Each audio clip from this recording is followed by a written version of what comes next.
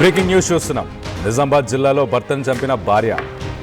మాక్లూరు మండలం బోర్గంలో ఈ ఘటన చోటు చేసుకుంది. ప్రియుడితో కలిసి భర్త రమేష్ని చంపేసింది భార్య సౌమ్య. భర్తను చంపేందుకు ఇటు సుపారీ గ్యాంగ్తో సౌమ్య డీల్ చేసుకుంది. రూపాయలు 35,000 తీసుకొని ఫోన్ ఎత్తలేదు సుపారీ గ్యాంగ్. ప్రియుడు దిలీప్తో కలిసి భర్తను చంపేందుకు ప్లాన్ చేసింది. సుపారీ గ్యాంగ్ టైంకి హ్యాండ్ ఇవ్వడంతో రమేష్ నిద్రలోకి జారుకున్నాక టవల్ మెడకు చుట్టి చంపేసింది భార్య సౌమ్య. గుండెపోటుతో చనిపోయినట్టు నమ్మించే ప్రయత్నం కూడా చేసింది. ఇటు ప్రైవేట్ స్కూల్లో పనిచేస్తున్న సమయంలో సౌమ్యకి దిలీప్ అనే ఒక వ్యక్తితో పరిచయం అయింది. వివాహేతర సంబంధానికి భర్త అడ్డుగా ఉన్నాడని భావించిన సౌమ్య భర్త రమేష్ను చంపడానికి 4 నెలల నుంచి ప్లాన్ చేసినట్టు తెలుస్తుంది. ఇటు రమేష్ సోదరుడికి అనుమానం రావడంతో పోలీసులకు ఫిర్యాదు చేశాడు. దాని తర్వాత 6గురిని అరెస్ట్ చేసి రిమాండ్కి ప్రస్తుతానికి తరలించినట్టు తెలుస్తుంది. సో భర్త ఈ మధ్యకాలంలో వివాహేతర సంబంధాలు చాలా చూస్తున్నాం. దాంట్లో ఇదొక సంఘటన అనుకోవచ్చు.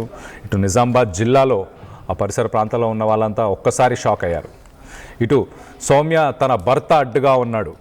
ఒక ప్రైవేట్ స్కూల్లో పనిచేస్తున్న దగ్గర పరిచయమైన దిలీప్ కోసం ఇటు భర్తని ఎలాగైనా అడ్డు తొలగించుకోవాలని భార్య సౌమ్య ప్లాన్ చేసి ఒక సుపారీ గ్యాంగ్కి డబ్బులు కూడా ఇచ్చింది. అంతా సినిమా స్టైల్లో, సినిమా ఫక్కీలోనే అంతా జరుగుతున్న సమయంలో మొత్తానికి అయితే లాస్ట్ మినిట్లో ఆ సుపారీ గ్యాంగ్ 35,000 డబ్బులు తీసుకొని మరి వాళ్ళు లాస్ట్ మినిట్లో ఫోన్ ఎత్తడం మానేశారు, హ్యాండ్ ఇచ్చేశారు. వాళ్ళు హ్యాండ్ ఇచ్చేసినా కానీ సౌమ్య ఏమాత్రం కాంప్రమైజ్ అవ్వాలన్న ఆలోచన కూడా లేదు. సో మొత్తానికి తన బాయ్ ఫ్రెండ్ దిలీప్తోని ప్లాన్ చేసింది. అలా భర్తకి నిద్రమత్తు ట్యాబ్లెట్లు ఇచ్చి నిద్రలోకి జారుకునేలా చేసింది. మొత్తానికైతే నిద్రలో జారుకున్న తర్వాత ఒక టవల్ మెడకు చుట్టి మరీ చంపేసింది. గుండెపోటుతో చనిపోయినట్టు ఒక పిక్చర్ అయితే ఇటు రిలేటివ్స్కి, అలాగే పరిసర ప్రాంతాల్లో ఇటున్న నేబర్స్కి, రిలేటివ్స్, ఫ్రెండ్స్, ఫ్యామిలీ వీళ్ళందరికీ కూడా ఒక పిక్చర్ని చూపిద్దాం అనుకుంది గుండెపోటుతో చనిపోయాడని. కానీ తన భర్త సోదరుడు ఎవరైతే ఉన్నారో తను మాత్రం అస్సలు నమ్మలేదు. వివాహేతర సంబంధం ఉండుండొచ్చు, ఇంకేదైనా కారణం ఉండొచ్చు. నా సోదరుడు చాలా హెల్తీగా ఉండేవాడు, సడన్గా గుండెపోటుతో అలా ఎలా చనిపోయాడు. గతంలో ఎప్పుడు హార్ట్ అటాక్స్ రాలేదు, హార్ట్కి సంబంధించి ఎలాంటి ఇష్యూస్ లేవు. అలాంటి పర్సన్ ఒక్కసారిగా గుండె ప్రాబ్లం వచ్చి, హార్ట్ అటాక్ వచ్చి ఎలా చనిపోతాడు? ఆ అనుమానం ఖచ్చితంగా నిజమవుతుంది అన్న ఉద్దేశంతోనే పోలీసులను ఆశ్రయించాడు. పోలీసు నుంచి ఇన్ఫర్మేషన్ తీసుకున్నాడు. పోలీసులు ఆ కేసుని నమోదు చేసుకొని కేసును ఛేదించారు. ఒక్కసారి పోలీసులు ఏం మాట్లాడుతున్నారో వాళ్ళ మాటల్లోనే వినే ప్రయత్నం చేద్దాం. కంప్లైంట్ బేస్ చేసుకుని పోలీసు వారు 24/12/25 రోజు డాక్టర్ల సహాయంతో బాడీని ఎగ్జామినేషన్ చేసి పూర్తిగా ఎగ్జామిన్ చేయడం జరిగింది. ఆ తర్వాత కొంత అనుమానాస్పదం ఉండడంతో ఎవరైతే అనుమానాస్పదంగా భార్య పేరు చెప్పడం జరిగింది స్వప్న, దాంట్లో ఆమె ప్రియుడు అయినటువంటి రమేష్ను కూడా, ఇద్దరిని కూడా దిలీప్ను అదుపులోనికి తీసుకోవడం జరిగింది. అదుపులోనికి తీసుకుని విచారించినప్పుడు కొన్ని వాస్తవాలు వెలుగులోనికి వచ్చాయి. సౌమ్య మరియు దిలీప్ ఇద్దరు కూడా సావాసం చేస్తూ ఉన్నారు. వీరిద్దరు కూడా కాకతీయ ఒలింపిక్ స్కూల్లో పనిచేస్తున్నప్పుడు పరిచయం ఏర్పడింది. ఆ పరిచయం కాస్త వాళ్ళకి దగ్గరి సంబంధాలు ఏర్పడాయి. దాంతో ఏ విధంగా అయినా ఈ సౌమ్య తన భర్తను ఏ విధంగా దూరం చేయాలనే ఉద్దేశంతో ఆయన వేధిస్తున్నాడని తరచుగా తనకి దిలీప్ చెప్పడం జరిగింది. ఆ దిలీప్ అలా బ్రదర్ అభిషేక్ ఈ విషయం చెప్పడం జరిగింది. వీరిద్దరు కలిసి ఆగస్టు 12వ తారీఖు ఏ విధంగా అయినా ఇతన్ని చంపాలి అనే ఉద్దేశంతో ఇతన్ని యాక్సిడెంట్ చేయడం జరిగింది. దాంట్లో ఇతను ఎస్కేప్ చేయడం జరిగింది. ఇతనికి ఒక హ్యాండ్ ఫ్రాక్చర్ జరిగింది. దాని తర్వాత ఇతనికి అన్నోన్ వెహికల్ అని చెప్పి కంప్లైంట్ చేయడం ద్వారా ఆ కేసు మొత్తం అయితే ఒక ప్రైవేట్ స్కూల్లో పనిచేస్తున్న సమయంలో తన బాయ్ ఫ్రెండ్ దిలీప్ పరిచయం అయ్యాడు. దిలీప్తో సావాసం చేస్తున్న సమయంలో ఇటు భర్త రమేష్ పదే అనుమానపడడం, తనని క్వశ్చన్ చేయడం, ఇవన్నీ చేస్తుండడం, ఇవన్నిటినీ తీసుకొని వెళ్ళి ఇటు దిలీప్ కూడా చెప్పాడు. దిలీప్ కూడా చెప్పిన సమయంలో మొత్తానికైతే ఇటు దిలీప్ అలాగే సౌమ్య వీళ్ళిద్దరూ కలిసి ప్లాన్ చేశారు. వీళ్ళిద్దరు కలిసి రమేష్ని ఎలాగైనా మట్టు పెట్టాలి, ఎలాగైనా వైదొలిగించుకోవాలి అన్న ఉద్దేశంతోనే ఇదంతా ప్లాన్ చేసినట్టు తెలుస్తుంది. సుపారీ గ్యాంగ్ డబ్బులు తీసుకున్నారు, ఒక 35,000 డబ్బులు తీసుకున్న తర్వాత కూడా మరి ఎందుకు హ్యాండ్ ఇచ్చారో లాస్ట్ మినిట్లో వాళ్ళు కూడా హ్యాండ్ ఇచ్చిన తర్వాత వీళ్ళ ప్లాన్స్ మాత్రం వీళ్ళు మానుకోలేదు.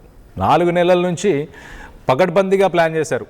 లాస్ట్ మినిట్లో వదిలేస్తామా అనుకున్నారు, ఖచ్చితంగా వదిలే అవకాశం లేదు, ఏదో ఒకటి చేద్దాం అన్న ఉద్దేశంతోనే ఇదంతా చేశారంటూ ఇటు పోలీసులు కూడా చెప్పుకొస్తున్నారు. దీనికి సంబంధించి మరింత ఇన్ఫర్మేషన్ కూడా తీసుకునే ప్రయత్నం చేద్దాం. స్పాట్ లొకేషన్ నుంచి ఇటు మా ప్రతినిధి గంగారెడ్డి ఉన్నారు, ఒకసారి అసలు విషయం ఏంటో తెలుసుకునే ప్రయత్నం చేద్దాం. రమేష్ మృతి పట్ల అనుమానాలు వ్యక్తం చేశాడు రమేష్ తమ్ముడు కేదార్. ఇజ్రాయెల్లో ఏదైతే కుటుంబం పోషణ కోసం ఇజ్రాయెల్ వెళ్ళాడు. ఇజ్రాయెల్ వెళ్ళిన నేపథ్యంలో తన అన్న చనిపోయాడని చెప్పి కేదార్ భార్య తెలపడంతో పూర్తి స్థాయిలో అనుమానం వ్యక్తం చేశాడు కేదార్. పోలీసులకు ఫిర్యాదు చేశారు. అసలు కేదార్ భార్య ఉంది, అసలు ఏం జరిగింది, ఇక్కడ ఇంటి వద్దనే ఉంటుంది కాబట్టి రమేష్ మృతికి సంబంధించి ఆమె అమ్మ ఏమైంది, అసలు రమేష్కు ఎట్లా జరిగింది, ఏంది? పొద్దున 6:30కి తెలిసింది. ఆయన ఉలుకు పలుకు లేదంటే మా మామయ్య ఇక్కడ వండుకుంటాడు, వాళ్ళ అమ్మ వచ్చి లేపి వెళ్ళిపోతుంది. నేను ఇక్కడనే నూకుతున్నా. నూకిన తర్వాత చూసేటోళ్ళకే పోయేటోళ్ళకే ఆల్రెడీ మొత్తం బాడీ మొత్తం కట్టదర్చిపోయింది, ప్రాణం ఏం లేదు, బ్లాక్ అయిపోతుండు. అది ఎప్పుడు పోయిందో ఇక మళ్ళీ డాక్టర్ వచ్చిండు. డాక్టర్ పిలిపిస్తే డాక్టర్ ఇవ్వడంగానే కొంచెం చెప్పిండు, ఇక్కడ లోపలనే వేసారు, ఏం తెలియదు నాకు. ఇక తర్వాత అంత్యక్రియలు తొందరగా ముగించేసారు. అంటే మీకు మీ భర్తకు కేదార్కు అసలు ఎట్లా అనుమానం వచ్చింది?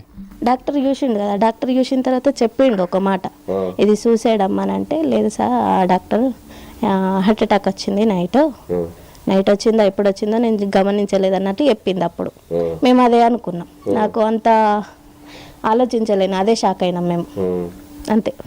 అంటే ఆయన నన్ను చంపిండ్రని, అంటే నిద్ర మాత్రలు వేసి గొంతు నుమిలి చంపిరని అంటున్నారు కదా, అవేం తెలియదు సార్ మాకు. అంటే పోలీసులు అరెస్ట్ చేసింది అందుకే, ఎందుకంటే రమేష్ భార్య సౌమ్యను అరెస్ట్ చేసింది, జైలుకు పంపించింది అందుకే అని చెప్పి పోలీసులు చెప్తున్నారు. ఖచ్చితంగా నిద్ర మాత్రలు వేసి చంపింది అని చెప్తున్న పరిస్థితి. అంటే మీరే కొంచెం డాటు కనిపించింది అన్న, ఇక్కడ కనిపిస్తే అవన్నీ చూసిన తర్వాత మా అన్న సావు నాకు కొంచెం క్లియర్ కావాలి, ఆయన సాధారణంగా చనిపోయిండా ఎట్లా చనిపోయిండు అదొక్కటి ప్రూఫ్ కావాలని ఆయన పెట్టిండు. అక్కడ నుంచి ఫోన్ చేసిండు. ఏ రోజు చనిపోయిండు? ఫ్రైడే రోజు నైట్. ఎన్ని రోజులు అవుతుంది ఇవాళకి? ఈ రోజుకి 16 డేస్. ఈ రోజు మీకు తెల్లారే తెలిసింది, మీ భర్తకు అదే రోజు చెప్పారు? అదే రోజు పొద్దున్న మేము చెప్పలేము, వాళ్ళ ఫ్రెండ్స్ ఉన్నారు కదా చెప్పేశారు. నేను కాల్ చేద్దామని అచ్చుడికి ఆల్రెడీ నాకు ఫోన్ చేసి ఆయన కూడా మాట్లాడిండు, ఏడిచిండు, అయిపోయింది అంతా అని చెప్పైతే ఏం చేద్దాం ఇక అని ఆ తర్వాత చేస్తా నేను మాట్లాడుతున్నా వేరే వాళ్ళతో ఫోన్ పెట్టేసి నాతోటి అంతే. తర్వాత ఏం నడిచినాయో ఏం జరిగినాయో నాకేం తెలియదు. అంటే ఎప్పుడన్నా కానీ మీ బావ రమేష్ ఎట్లా ఉండేవాడు మీ ఇంటికాడ? మీ అందరితో క్లోజ్గానే ఉంటాడు, మంచిగా ఉంటాడు, మర్యాద మనిషి అంతే. ఎవరితోటి గొడవలు లేవు, ఏం లేవు, మంచిగానే ఉంటాం, మేమందరం కలిసిమెలిసి ఉంటాం అంతే. ఎప్పుడన్నా ఎలాంటి తాగచ్చుడు కానీ ఎప్పుడన్నా ఇంట్లో గొడవ అయినట్లు కానీ? ఆయన డ్రింక్ చేసినా కూడా గొడవ అయ్యాడు, మంచిగా వండుకుంటాడు, పిల్లలతోటి మంచిగా ఖుషితోటే ఉంటాడు, మా పిల్లలతోటి కానీ వాళ్ళ పిల్లలు కానీ మంచిగా కలిసిమెలిసి ఉంటాం. ఇంత ఒక్కసారిగా ఇట్లా జరిగింది ఏమో సార్, ఆమెకే తెలుసు అవన్నీ ఆ విషయాలు, వాళ్ళకి ఎట్లా పడ్డదో మరి మా అక్కకే తెలుసు. చరిత్ర సృష్టించినోడు ఇప్పుడు ఆ చరిత్రని తిరగరాయబోతున్నాడు. అబద్ధాల గోడల్ని బద్దలు కొట్టి నిజాలను రాగా మీ ముందుంచబోతున్నాడు. నిజమైన వార్తల కోసం వెంటనే డౌన్లోడ్ చేసుకోండి రా యాప్ని.